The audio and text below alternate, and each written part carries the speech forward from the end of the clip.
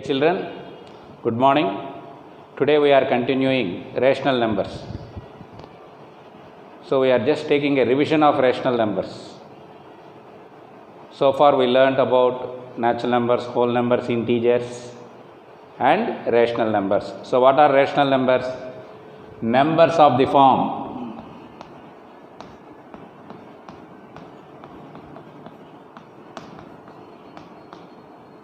P by Q, where P and Q are integers and Q is not equal to 0. In brackets, P comma Q are relatively prime. What do you mean by that? A rational number is to be represented in its lowest terms. Numbers of the form P by Q are called rational numbers. P and Q are integers. Q is not equal to 0. And P and Q should be relatively primes. That means a rational number is always represented in its lowest terms. That is very important point. Next, we learn properties of rational numbers regarding addition. So, what are the properties we learned? Closure, commutative, associative, identity and inverse. So, these are the properties we learnt in rational numbers. Closure property, commutative property, associative property, identity property and inverse properties. All these properties are learned with respect to addition, subtraction, multiplication and division. So, first we take up addition, then multiplication, or subtraction, then multiplication,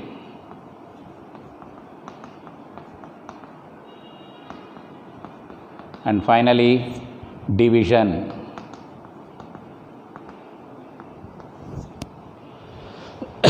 So, we want to check whether rational numbers are closed under addition or not. The sum of two rational numbers is a rational number. So, rational numbers are closed under addition. The difference of two rational numbers is a rational number. Rational numbers are closed under subtraction. The product of two rational numbers is a rational number. Rational numbers are closed under multiplication. If you divide a rational number with another rational number, the result, that is the quotient, is also a rational number except for 0, because we suppose the second number you have taken is 0. 4 is the first rational number. 4 divided by 0, the value is not defined because division by 0 is not possible. Except for 0, rational numbers are having closure property under division. So, closure except for 0. This is very important. Rational numbers have closure property under division except for 0. The sum of two rational numbers in any order, a plus b equal to b plus a, commutative. The difference of two rational numbers, subtraction. The difference of two rational numbers in any order is not the same. A minus b is not equal to b minus a. So, rational numbers do not have commutative property under subtraction. Rational numbers have commutative property under addition. A plus b equal to b plus a. A minus b is not equal to b minus a. A into b is equal to b into a. Rational numbers have closure property under multiplication. A divided by b is not equal to b divided by a. Rational numbers do not have commutative property under division. So, what we learnt? Rational numbers are having commutative property under addition and multiplication, and under division also rational numbers do not have commutative property. Under addition and under multiplication we observe commutative property, but under subtraction and division commutative property is not satisfied. Associative. The sum of three rational numbers, a plus b plus c is equal to a plus of b plus c. The sum of three rational numbers in any order is the same. Rational numbers have associative property under addition. Rational numbers do not have associative property under subtraction because a minus b minus c is not same as a minus of b minus c. Under multiplication, rational numbers have associative property. A into b into c is equal to a into b into c. Under division also, associative property is not present. Rational numbers have additive identity property. That is, a rational number plus 0 or 0 plus a rational number will give us the rational number. A plus 0 equal to 0 plus a equal to a. 0 is called the additive identity. Under subtraction, a minus 0 is not same as 0 minus a. Therefore, rational numbers do not have identity property under subtraction. A into 1 is equal to 1 into a. Rational numbers have identity property under multiplication. 7 into 1 is equal to 1 into 7 equal to 7. 5 by 6 into 1 equal to 1 into 5 by 6 equal to 5 by 6. 1 is called the multiplicative identity. And rational numbers do not have identity property under division. 7 divided by 1 is not same as 1 divided by 7. Rational numbers do not have identity property under division. Inverse. Rational numbers have additive inverse. If you have a rational number plus 5 by 7, its additive inverse is minus 5 by 7. Or in general, a plus minus a equal to minus a plus a equal to 0. Rational numbers have identity property under, inverse property under addition. And rational numbers do not have inverse property under subtraction. Rational numbers have inverse property under multiplication. If a by b is a rational number, its multiplicative inverse is b by a. A by b is a rational number, its multiplicative inverse is b by a. And rational numbers do not have inverse property under division. So, what are the properties? Closure, commutative, associative, identity and inverse. Under addition, rational numbers have closure, commutative, associative, identity and inverse. Under subtraction, rational numbers have closure property, but commutative, associative, identity and inverse property are not satisfied. Under multiplication, rational numbers have closure, commutative, associative, identity and inverse. Under division, rational numbers have closure property except for 0. Other properties are not satisfied. So, addition, subtraction, multiplication and division are called fundamental operations. Next.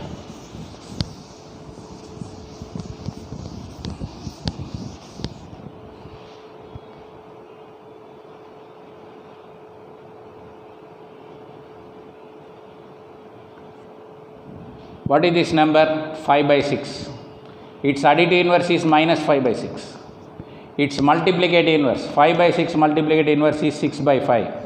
If you add these two, the sum is equal to 0. If you multiply these two, the product equal to 1. So, a rational number have both additive inverse and multiplicative inverse. Next. Distributive property. Distributive property. Distributive property. A into b plus c is equal to a into b plus a into c. Rational numbers have distributive property. Multiplication that distributes over addition. Suppose you take 3 into 4 plus 5. It is equal to 3 into 4 plus 3 into 5. 3 into what is 4 plus 5? It is 9. What is 3 into 4? It is 12. What is 3 into 5? It is 15. What is 3 into 9? 27 equal to 27. So, a into b plus c is equal to a into b plus a into c. Multiplication distributes over addition. Or you can take a into b minus c is equal to a into b minus a into c. 3 into 5 minus 4 is equal to 3 into 5 minus 3 into 4. What is 5 minus 4? It is equal to 1. What is 3 into 1? It is equal to 3. What is 3 into 5? It is 15. What is 3 into minus 4? It is minus 12. 15 minus 12 equal to 3. So, you got a into b minus c is equal to a into b minus a into c. Multiplication distributes over addition or multiplication distributes over subtraction. All these properties we learned in natural numbers, Distributive property we learnt in natural numbers also. We learnt in integers, we learnt in whole numbers, we learnt in rational numbers also. So just we are having a glance of all the properties what we have learnt so far. Next, a rational number can be represented on a number line. That is another point we learnt. Suppose I ask you to represent 5 by 7 on the number line. 5 by 7 on the number line. How to represent this number on the number line? We draw a number line. We mark integers 0, 1, 2, 3, -1, -2, -3. What is the denominator? 7 is the denominator. So the number line is divided into 7 equal parts between 2 units. Suppose I take 0 and 1. 0 is 1 unit, 1 is another unit. As it is a positive number, so I divide the number line into 7 equal parts on the positive side of 0. 1 by 7, 2 by 7, 3 by 7, 4 by 7, 5 by 7, 6 by 7, and this is 7 by 7. 7 by 7 is 1, and we need to take 5 by 7. So this represents 5 by 7. As it is positive rational number, it lies to the right of 0. So another point you can recollect, a positive number always lies to the right of 0 and a negative number lies to the left of 0. Suppose you are given -5 by 7 also. You have to divide the number line on the negative side again into 7 equal parts. 1 by 7, 2 by 7, 3 by 7, 4 by 7, 5 by 7, 6 by 7, and this is -7 by 7. So this represents -5 by 7. So you are taking the fifth part to the right, which is +5 by 7, and you are taking fifth part to the left of 0, which is -5 by 7. So depending upon the denominator, the number line is divided into a particular number of divisions. Here, the number line is divided into 7 divisions on either side, on the positive side and on the negative side. So you can represent a positive rational number on the number line and a negative rational number on the number line. Next, suppose you take, what is this number? 2. What is this number? 3. Between 2 and 3, what is a rational number you can identify? Between 2 and 3, I can write a rational number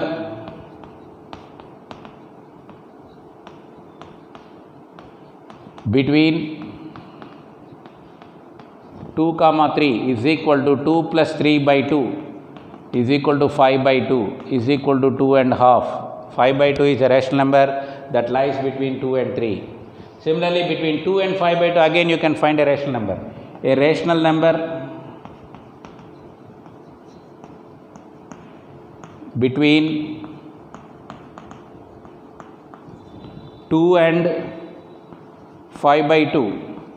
So between 2 and 3, the rational number is 5 by 2. Again, between 2 and 5 by 2, you can find one more rational number is equal to 2 plus 5 by 2 by 2. Here no number means 1. The LCM of 1 and 2 is 2. 1 divides 2. 2 times 2 into 2, 4. 2 divides 2. 1 time 1 into 5, 5. Into this 2 is taken as 1 by 2.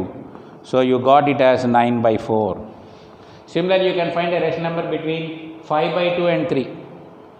A rational number between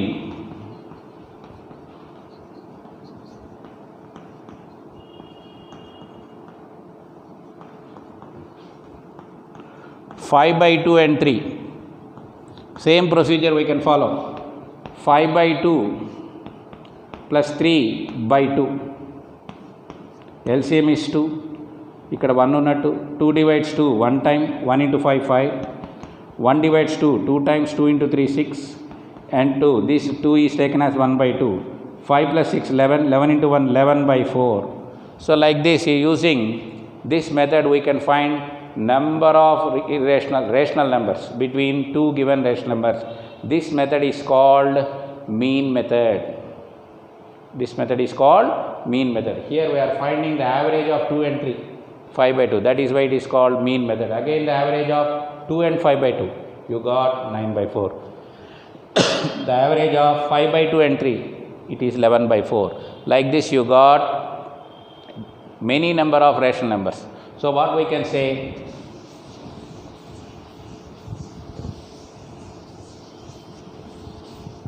there exists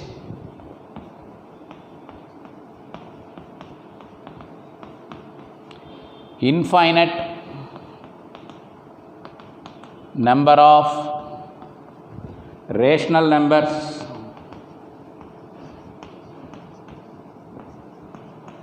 between any two rational numbers.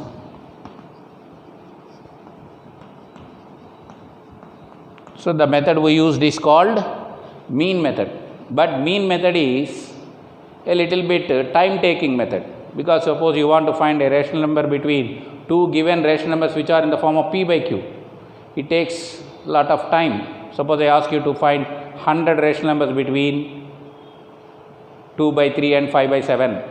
How to find 100 rational numbers between 2 by 3 and 5 by 7? Find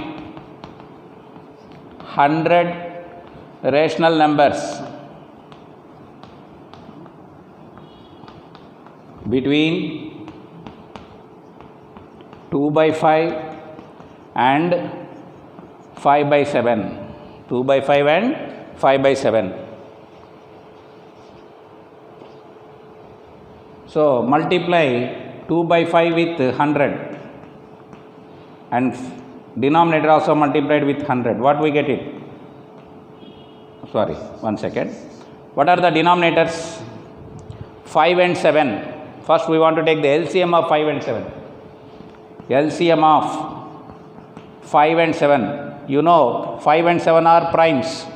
Whenever the denominators are primes, to get the LCM of those, you have to take the product of those two numbers, because 5 and 7 are prime numbers. LCM of 5 and 7 is 35. Convert this into the denominator of 35. 2 by 5 into 7 into 7. You got it as 14 by 35.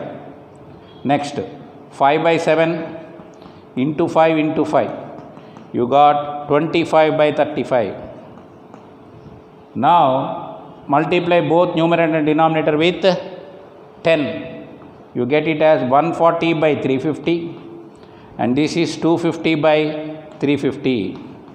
Between 140 and 250, which are integers, you can write 141 by 350, 142 by 350, 143 by 350, so on, 249 by 350. All these are rational numbers that lie between 140 by 350 and 250 by 350. 140 by 350 is the rational number you obtain from 14 by 35. 250 by 350 you obtain from 25 by 35. 14 by 35 is obtained from 2 by 5. 25 by 35 is obtained from 5 by 7. Original rational numbers are 5 by 2 by 5 and 5 by 7. First we took the LCM of 5 and 7. We converted the rational numbers into a common denominator. Then we want to identify 100 rational numbers, so you have to change the form of the rational number. 14 by 35 is written as 140 by 350. 25 by 35 is written as 250 by 350. Now between 140 and 250 you have more than 100 rational numbers. So like this, from 141 by 350 you can write 249 by 350, out of which we can take any 100 rational numbers.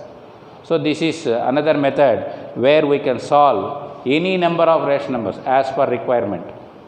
So the main important point is finding the LCM of the denominators. So this you have to practice. We already did some problems. If you have any doubt in this, you can ask me again, I will explain it.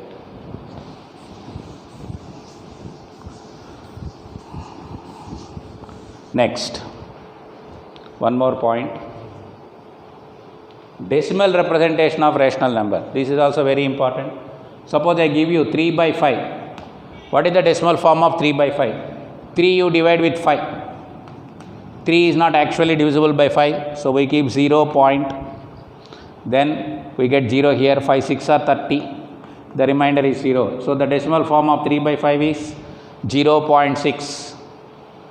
0.6 is the decimal form of 3 by 5. I take another decimal. 15 by 7. 15 I am dividing with 7. 7 2s are 14, remainder 1, 0.0. 7 1s are 7, remainder 3, 0. 7 4s are 28, remainder 2, 0. 7 2s are 14, remainder 6, 0. 7 8s are 56, remainder 4, 0. 7 5s are 35, 5, 0. 7 7s are 49, again you get 1 as we started here, 1, 0. Malli 7 1s are 7, you get 3, 0. So the same process will continue here from here. So what is the decimal you got? 2.142857. This comes under bar. So when you observe a bar on the decimal part, you can clearly understand this is not a terminating decimal. Here the remainder is 0. So we call this decimal as terminating decimal. Here the division process is continuing. It is not getting terminated. Terminating means stop. The division process is not terminating. Hence, we call this method, this decimal as a non-terminating repeating decimal. So what we are representing? Rational number of the form 3 by 5, which is a terminating decimal, and rational number of the form 15 by 7, which is a non-terminating recurring decimal. Non-terminating recurring decimal. So a rational number can be represented either as a terminating decimal or as a non-terminating recurring decimal or repeating decimal. This also we learnt. So a rational number is either a terminating decimal or a non-terminating decimal. Now we are going to find a non-terminating decimal or a terminating decimal in terms of a rational number.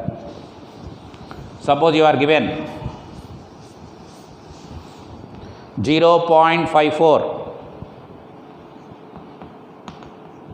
Represent this as a rational number in the form of p by q. This is a decimal number. This is also a rational number. But this is in the decimal form. We are going to write it in the p by q form. So take this as x. Let x is equal to 0.54. How many decimals are there? There are 2 decimals. Multiply on both sides by 100. Why you are multiplying on both sides by 100? Since the decimal places are 2. First decimal place, second decimal place. When the decimal place is 1, you have to multiply on both sides by 10. When the decimal places are 2, you want to multiply on both sides by 100. 100x is equal to, when you multiply 0.54 with 100, the point moves 2 places towards right. You get 100x is equal to 54. X is equal to 54 by 100. This we want to represent in the lowest terms. 2 27s, 2 50s. So 27 by 50 is the lowest terms of 54 by 100. So a rational number is always represented in the lowest terms. That is another important point you have to remember. We take another example. 0.325. Now how many decimals are there? There are 3 decimals in the given decimal number. So we take that as let x is equal to 0.325. Multiply on both sides by 1000 now. Why I am multiplying with 1000? There are 3 decimal places. When the decimal places are 3, you want to multiply on both sides by 1000. So the decimal value moves 3 places towards right. 325.0.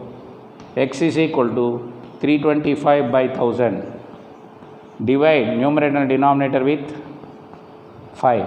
5 6 are 30, 25, 5 5 is 25 by 5 200s. Again divide with 5. 5 13, 65, 5 40s, 200. So the rational number form of 0.325 is 13 by 40.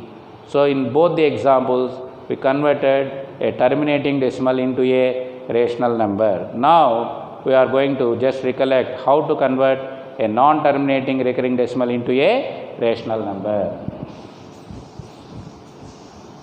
I will give you one problem. Convert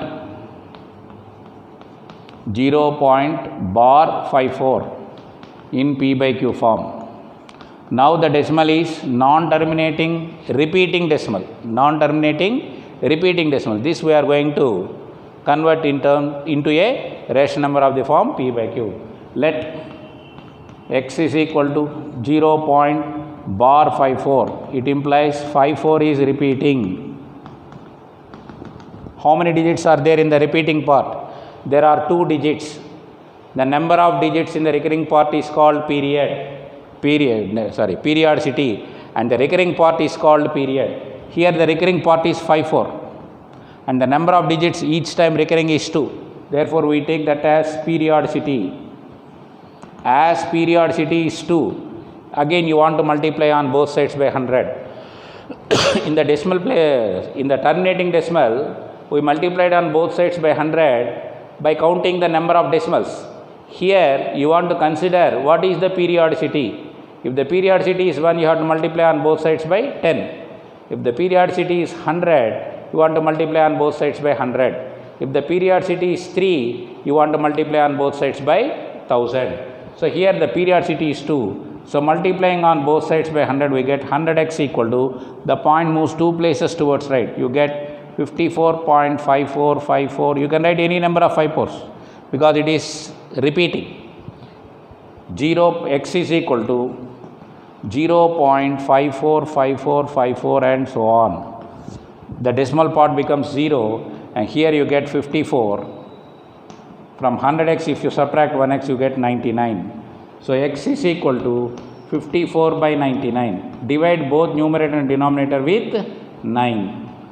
9 6 are 54, 9 11s are 99. So the p by q form of a non-terminating recurring decimal, that is 0.54 is 6 by 11. How to read this? You have to read it properly. First you read the bar and then you read the number. 0.54 in p by q form. I think you followed this. All this we did in the earlier classes. Just why I am recollecting means some of you might have started late in the class. So just we are recollecting what we learned so far. So rational numbers is the chapter we did as the first chapter in 8th class. Almost all I covered all the points, and most of you I think followed the classes. If you have any doubt regarding the explanation, sir, a particular point I didn't understand, if you just send the point in my WhatsApp number, I will explain them in the next class by observing the doubts. What are the doubts the children have? Because it is online class, I don't say whatever I am explaining, you can learn it very easily. So in the online classes, it is very important how alert you are.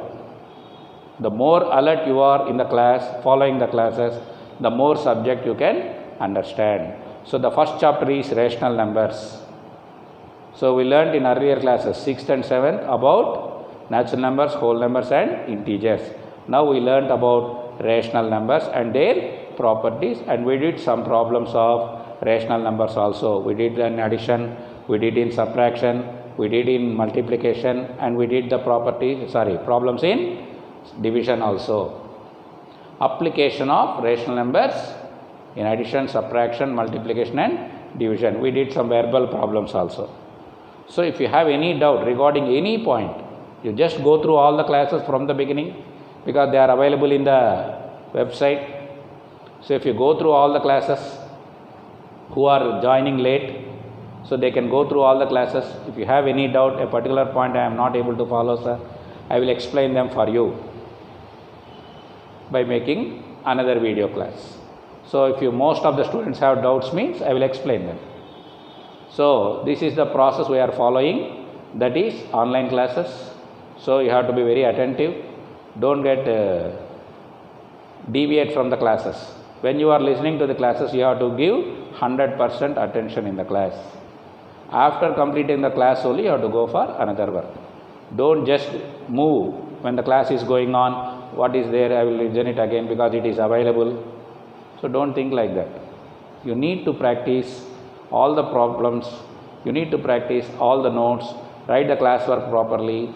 Some of the students are already sending me what they are writing in the notes. So you take one neat notebook, start the chapter heading rational numbers, put today's date. Whenever you start, you keep that date and start writing the notes. Follow the classes, write the notes, keep the textbook with you. All these the points you have to follow. If you follow all these points, it is very easy to follow the lesson and it is very easy to write the classwork. So with that, we are completing the first chapter. In the last class also I told you. So that I am going to stop and I am going to start the new chapter. Why I am just recollecting once again in this class means because some of the students might have joined late, so that for them I am recollecting from the beginning in a brief. All the points whatever I have explained, just I mentioned in this class. We mentioned about rational numbers, we mentioned about their properties, we mentioned about representation of rational numbers on the number line, and we represented how to represent a rational number in the decimal form, what type of decimal forms are there, how many rational numbers are there between two rational numbers.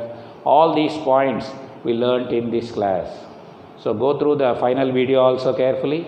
Again, whenever you come across a doubt, you just message me on my WhatsApp number so that I can explain your doubts. So before going to the next chapter, you have to be very clear what you learned so far in the first chapter. So write the notes properly. Tomorrow, that is Tuesday's class, I will start linear equations. This is Monday's class. So that is the 5th we are having Monday. So this is Monday's class, and Tuesday's class we are going to start linear equations in one variable. That we are going to do. Okay children, practice well, go through the classes well. If you have any doubts, ask me the doubts on WhatsApp, write your classworks properly, and if you have any good friends, share with your doubts with your friends so that all of you can have a common doubt, and message me on WhatsApp so that I can explain the doubts of all the students properly. Some of the students are calling me, sir, I have a particular doubt, that's why I am explaining all the points one by one again. So children, all the best, be regular to classes and attend the classes with more attention. Thank you children, we continue tomorrow.